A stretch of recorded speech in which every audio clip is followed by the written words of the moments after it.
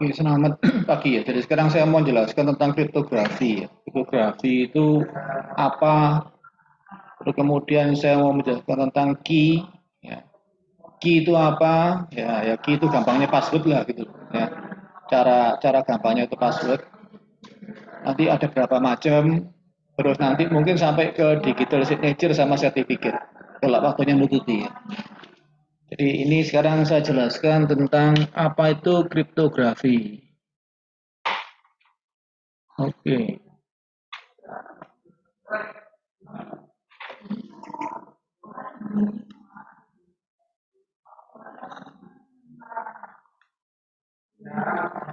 Oke. Oh, gitu, sana. Kriptografi itu apa? Jadi kriptografi itu adalah sebuah metode, ya, sebuah metode untuk melakukan encrypt. Encrypt itu apa? Encrypt itu adalah menyamarkan. Jadi kalau saya ngomong A, keluarnya bukan huruf A, itu misalkan ya. Jadi keluarnya huruf yang lain. Sehingga apa? Tujuannya kalau kita melakukan enkripsi, kalau ada orang mau menyadap informasi kita, dia tidak bisa langsung membaca apa itu informasi yang kita kirimkan. Itu namanya peristiwa itu kita melakukan enkripsi. Nah, berarti nanti orang yang menerima informasi kita dalam keadaan terenkrip itu, dia harus melakukan dekripsi, dikembalikan lagi ke informasi awal. Ya, itu peristiwa encrypt dan decrypt. Jadi peristiwanya gimana sih? Nah, ini ya. Jadi nanti ada sebuah informasi di sini. Misalkan informasinya berisi informasi untuk menyerang, yaitu ayo sekarang mission start. Kemudian ini dilakukan peristiwa yang namanya encrypt di sini. Nah, di encrypt itu apa? Di encrypt itu kita samarkan menggunakan sebuah key. Key itu apa? Password. Nah ya, gampangannya gitu, ada passwordnya. Jadi informasi yang mission start tadi itu, yang text mission start itu, kita kasih password. Ya, passwordnya itu namanya key, gampangannya begitu aja. Jadi key itu semacam password lah gitu ya. Nah, kemudian setelah dia dicampur dengan key-nya berarti peristiwa mencampur antara teks yang asal dengan key-nya itu namanya peristiwa encrypt. Baru itu dikirim. Nah, pada saat dia dikirim, informasinya tadi yang tulisannya asalnya mission start ini, sekarang menjadi yang huruf tidak karu-karuan ini. Nah, ini ya. Nah, ini adalah teks yang sudah terenkrypt.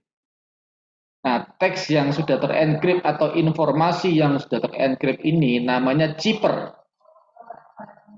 Jadi kalau kamu ngomong ciphernya apa? Nah, ciphernya itu berarti hasil dari enkripsi. Sudah filenya sudah tidak karu-karuan. Jadi artinya karakter-karakter yang keluar yang aneh-aneh itu ya. Itu adalah cipher teksnya. Yang asalnya tulisannya mission start sekarang menjadi seperti ini. Nah, kalau ini sudah sampai ke tujuan, maka tujuan akan melakukan peristiwa yang namanya decrypt. Decrypt itu berarti mengembalikan ke asal, yang asalnya dari ciphertext menjadi ke plain text-nya lagi. Tahu ya? Nah, bagaimana dia mendecryptnya? Yang menggunakan key juga. Nah, sekarang ada dua macam. Key-nya bisa sama, key-nya bisa tidak sama. Ya. Dalam contoh ini key-nya sama. Berarti orang yang akan mendekrypt, kamu kasih key-nya dulu, kamu kasih password ini. Nah, sehingga dia bisa membuka lagi. Bisa membuka informasinya sehingga di penerima tulisannya keluar lagi mission start. Oh, berarti sekarang sudah mulai menyerang. Nah, gitu loh. Ya. Nah, itu adalah terminologi atau penjelasan tentang enkripsi, ya, dekripsi, Ya, terus kemudian key, plain text, ciphertext. Nah, semua itu namanya, peristiwa itu namanya kriptografi. Kriptografi berarti seni. Grafi itu kan seni. Seni untuk menyamarkan. Ya, jadi disamarkan. Inilah peristiwa yang namanya kriptografi. Nah, sekarang kapan sih pertama kali? Nah, pertama kali dulu digunakan itu pada saat ceritanya ini ya, legendanya itu ada Julius Caesar. Julius Caesar itu kan kaisar Romawi itu. Zamannya zamannya Yesus, zamannya Nabi Isa itu kan dia menjajah daerah Eropa dan sekitarnya itu. Nah, dia kalau mau menyerang itu dia menggunakan teknik seperti ini. Supaya apa? Nanti informasi yang dia kirimkan dengan orang berkudanya dia, kalau orang berkudanya itu tentaranya dicegat sama orang lain, ya lawannya nggak bisa baca informasinya itu apa gitu loh. Itu dulu legendanya katanya begitu ya. Nah, tapi saya tidak tahu itu sungguhan apa enggak, ya kita terima aja ya. Jadi peristiwa dulu seperti ini. Nah, ini nanti dongeng ya. Ini Julius Caesarnya, dia memerintahkan untuk melakukan attack ya. Ayo serang. Nah, ini dia ada di provinsi A, provinsi B, provinsi C ya, atau ini kepala kompinya, kompi A, kompi B, kompi C ya. Nah, kalau dia mau menyerang, peristiwanya itu nah plain text-nya tulisannya attack. Ya, berarti serang toh. Nanti dia gunakan key untuk mengacak tulisan attack ini menjadi tulisan ini. Nah, cara ngacaknya dia bagaimana? Tulisan itu digeser.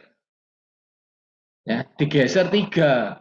Artinya apa? A menjadi D, B menjadi E, misalkan gitu ya, C menjadi F. Ngerti ya? Nah, maka tulisan attack akan menjadi D, W, W, D, F, N. Nah, berarti kuncinya dia apa kalau gitu? Kuncinya dia itu adalah menggeser 3. Jadi kuncinya itu 3. 3 angka 3 ini adalah kuncinya. Nah, gesernya, nah, geser ke kanan atau geser ke kiri kan gitu aja tuh. Berarti kalau dia encrypt, dia akan geser kanan, tapi waktu di decrypt dia akan geser ke kiri. Jumlahnya berapa? Jumlahnya 3 langkah, kan gitu loh. Berarti key-nya menggunakan angka 3. Jadi peristiwa tadi ini, contohnya ini tadi ya, berarti key-nya itu adalah angka 3. Nah, peristiwa menggesernya ini namanya algoritma. Algoritmnya. Nah, untuk teknik yang baru, algoritma itu tidak cuma geser aja, macam-macam. Ya, ada yang dash, ada algoritma 3 dash, ada algoritma AES. Ya. Kalau di WiFi kamu bisa lihat loh, algoritmanya apa aja kalau kamu buka security-nya di WiFi itu kan kelihatan tuh. Ya, itu algoritmanya. Nah, 3 itu key-nya. Nah, berarti nanti semua orang-orang yang orang-orangnya Julius Caesar ini pada saat dia mau menyerang, kalau dia mau menerima informasi suratnya itu, nah dia cuma dikasih tahu key-nya tuh 3 pokoknya, ya toh. Berarti nanti kalau ada peristiwa seperti ini, berarti dia harus decrypt. Kalau decrypt berarti dia harus geser ke kiri, geser sebesar 3. Nah, jadi 3-nya yang diberikan ke kompi-kompinya itu sehingga dia bisa mengembalikan tulisan di WWDFN ini menjadi attack. Oh, kita disuruh serang. Ya, itu peristiwa. Jadi sekarang kamu ketemu algoritma lagi, ketemu terminologi lagi yang namanya algoritma yang namanya key. Nah, inilah contoh algoritma des, 3des, AS, key itu ini. Ya. Nah, kalau key yang ini kan tiga huruf aja, geser 3.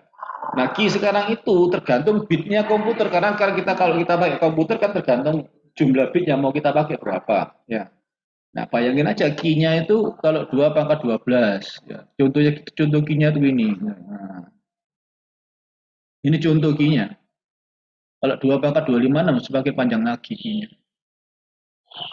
Ya, semakin sulit lagi, bukan angka 3. Ajar 3 kan gampang. Ya. Oh ya. Nah, itulah jadi, oh ada key, ada algoritma. Oke ya. Jadi ini tentang terminologi baru tentang algoritma dan key-nya itu. Oke. Nah, sekarang kita ngomong key-nya. Ya. Yang tadi yang contoh geser itu geser tiganya, angka tiganya tuh.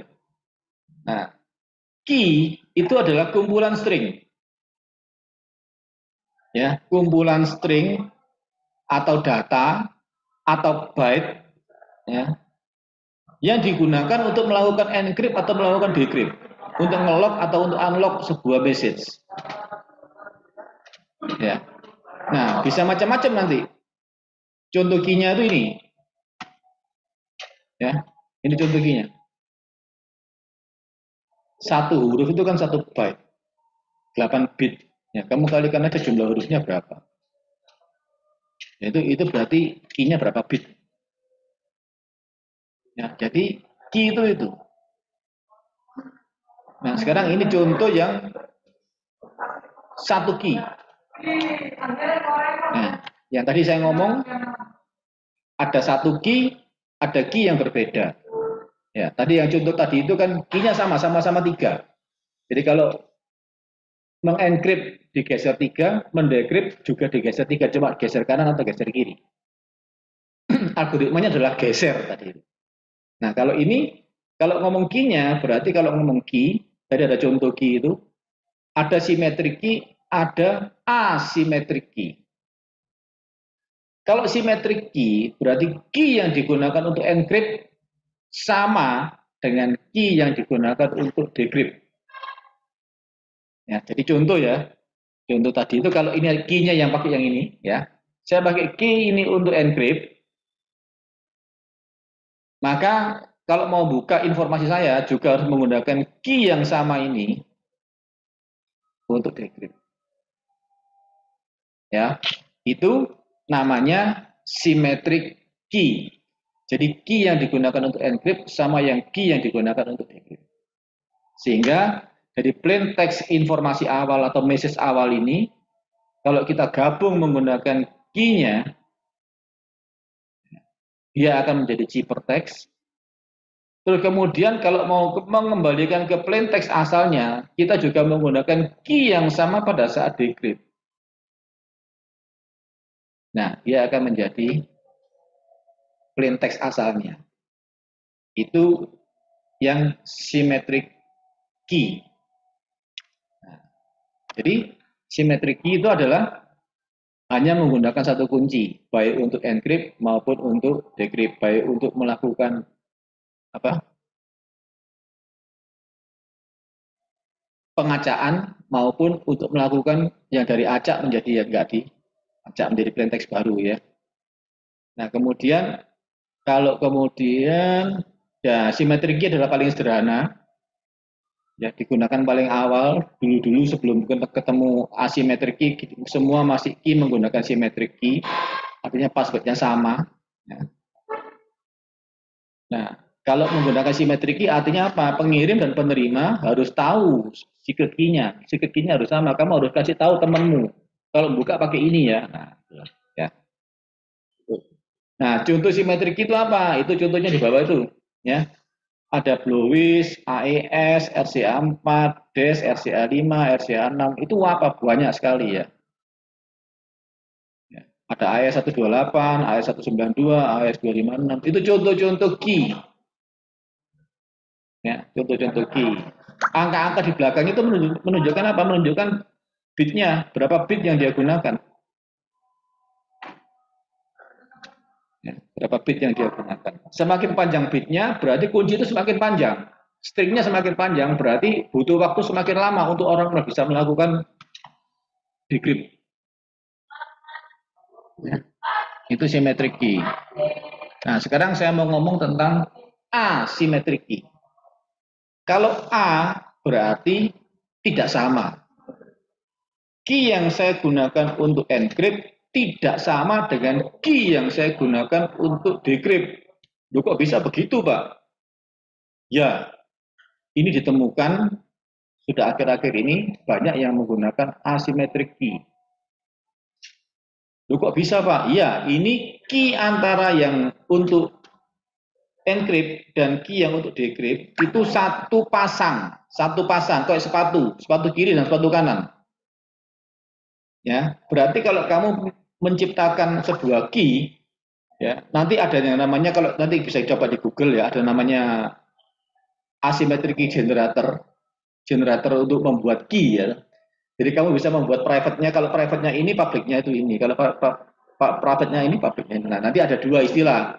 Ada istilah private key, ada istilah public key. Ya. Oke, nah sekarang ini. Jadi tadi yang saya cerita asimetrik, ini ada plain text. Ya.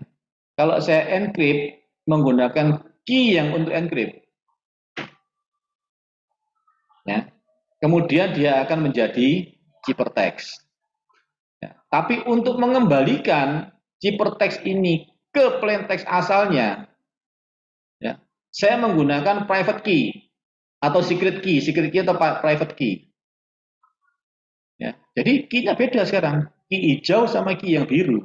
Tapi key hijau dan biru ini adalah satu pasang. Jadi key yang hijau hanya cocok dibuka menggunakan key yang biru ini. Tidak bisa menggunakan kunci lain, ngerti maksudnya ya? Jadi kuncinya di ini misalkan ini kunci private-nya, ini kunci public-nya. Kalau dimasukkan ini pas. Nah, ini yang kita butuhkan. Berarti kalau ini kunci yang lain, ini tidak akan cocok, tidak bisa masuk.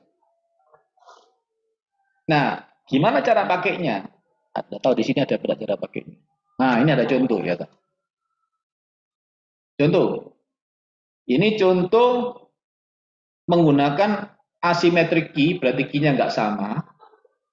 Bob akan ngirim informasi ke Alice, ngerti ya? Bob yang laki ngirim informasi ke Alice. Ya. Ini Bob. Dia akan nulis berita. Hello Alice. Ya. Terus dia kan harus melakukan encrypt supaya nanti kalau di tengah jalan nggak dibaca sama orang ini. Ini adalah ciphertextnya. Nah, kalau Bob mau mengencrypt, dia menggunakan public key yang punyanya Alice. Berarti apa? Alice sudah memberikan public key-nya ke Bob dulu. Jadi Bob akan melakukan encrypt menggunakan public key-nya punyanya Alice. Nah, jadi ciphertext toh. Nanti ini misalkan lewat email atau lewat apa, akhirnya emailnya akan nyampe ke mailbox-nya punyanya Alice. Ciphertext ini akan sampai ke punyanya Alice.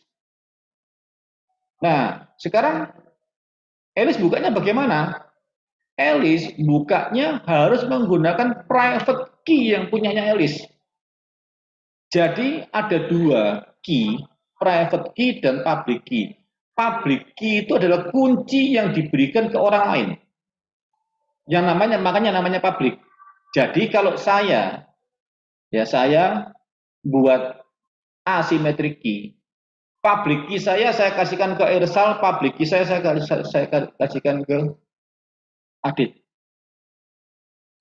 Jadi kalau kamu mau nulis surat ke saya, supaya tulisanmu nggak dibaca orang lain, kamu harus mengencrypt surat saya yang kamu kirim ke saya tadi itu menggunakan public key yang sudah saya kasih tadi itu. Itu ya. Nah, kalau suratnya sudah ke saya buka surat tadi itu yang sudah kamu encrypt itu menggunakan private key saya. Private key saya hanya saya yang tahu, orang lain nggak tahu, makanya namanya private key. Ya, jadi yang disebarkan ke orang itu yang public key.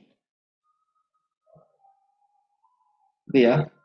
Nah, ini adalah peristiwa enkripsi yang menggunakan asymmetric key. Key-nya nggak sama. Key-nya nggak sama. Nah, sebaliknya juga begitu. Kalau Alice yang mau ngirim ke Bob, sama. Kalau Alice mau ngirim ke Bob, ya, hello Bob. Nah, dia kan harus mengencrypt. Alice harus menggunakan punyanya public key yang punyanya Bob. Supaya nanti pada saat sampai di Bob, di emailnya Bob, di mailboxnya Bob, Bob bisa membuka dengan private key punya dia. Ngerti ya?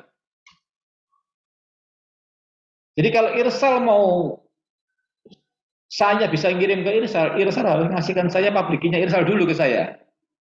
Engkau tak encrypt, surat saya tak encrypt menggunakan public key-nya Irsal. Nyampe di kamu tuh. Nah, Irsal bisa buka. Kalau nyampe di kamu bisa buka apa enggak? Bisa di Adit. Adit tidak bisa buka karena Adit tidak punya private key punya Irsal gitu ya. Private-nya Irsal jadi dimiliki Irsal. Jadi kalau saya bisa mengirim ke kalian berdua, ke Adit dan ke Irsal, maka saya harus punya public key-nya Adit, saya harus punya public key-nya Irsal. Supaya nanti kalau saya mengirim ke Adit, ya saya encrypt menggunakan public key-nya Adit. Kalau saya mengirim ke Irsal, saya gunakan public key punyanya Irsal. Tahu ya? Itulah asymmetric key. Ada private key, ada public key. Public key itu adalah key yang diberikan ke publik, ke orang lain untuk melakukan encrypt kalau menuju ke saya. Private key adalah key yang hanya diketahui oleh pemilik. Yang itu digunakan untuk mendekrypt informasi yang masuk ke saya. Saya buka menggunakan private key saya. Ya. Nah, itulah asymmetric key. Berarti asymmetric key itu adalah peristiwa enkripsi yang menggunakan publik, yang biasanya digunakan untuk banyak orang, ya. Untuk ke satu titik atau ke satu penerima seperti saya. Berarti kalau saya mau, orang mau ngirim ke saya mau secure, maka semua orang saya kasih public key saya. Kalau mau ngirim ke saya pakai ini ya, supaya nggak bisa dibaca orang lain. Asymmetric key menggunakan dua key, ya. Satunya namanya secret key, satunya namanya public key. Nah, itu tentang asymmetric key. Nah, sekarang contohnya apa? Ya, contohnya asymmetric key bisa menggunakan LSA, DSA, ya. Macam-macam teknik yang di bawah itu. Terus apa lagi nih? Security bagi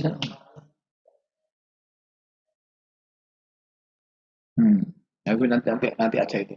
Kalau nanti sampai ke digital signature. Dan itu tentang key. Nah, ini contoh. Tadi kan saya ngomong, asymmetric key itu pasangan antara private dan publiknya harus pasangan. Nah, ini contoh. Kalau private key-nya seperti yang di atas itu, public key-nya yang di bawah. Ya Pak, kok bisa jadi begitu? Ya ini ada algoritmanya. Nah, kamu pakai apa algoritmanya? Ini contohnya ini padahal menggunakan RSA. Ya, nah itu ada di bawahnya itu ada contoh, ya. Ini bukan contoh mungkin ya. Apa itu? Itu kalau di internet nanti kamu bisa buka ya, public key atau RSA public key generator. Jadi dia akan bikin private key dan public key. Kalau private key-nya itu ini, public key-nya itu ini, ya. Itu dia bisa buat. Ini kita skip dulu aja, ya DB elemennya. Ini teknik lain, ya. Ya, nanti kita bicarakan kalau nanti mau menjadi dari public key, dari asymmetric key menjadi symmetric key bagaimana, ya. Tapi nanti aja itu. Jadi nanti lebih secure lagi. Jadi dua-dua disimpan, dua-dua saling menyimpan. Tapi nanti itu di belakang aja. Yang tujuannya untuk membuat digital sign ini, ya. Nah, setelah ini saya jelaskan tentang ini, tentang digital sign. Oke ya, sekarang kita coba masuk aja ke nanti ke, kamu cari aja sekarang apa, public key generator. Kamu coba cari, ya.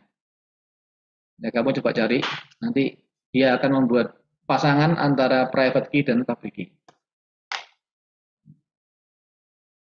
Ini saya stop dulu. Terima kasih.